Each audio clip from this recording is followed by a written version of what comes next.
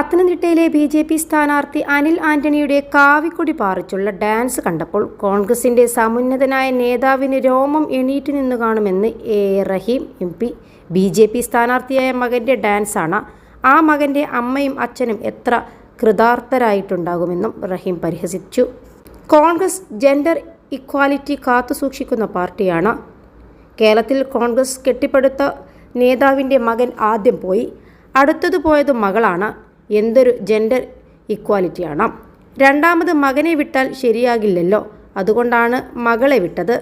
അടുത്ത ഊഴം ആരുടെയോ മകനാണ്. മതനിരപേക്ഷതയുടെ കാര്യത്തിൽ കോൺഗ്രസിൻ്റെ മുഖം വികൃതമാവുകയാണ്, റഹീം പറഞ്ഞു.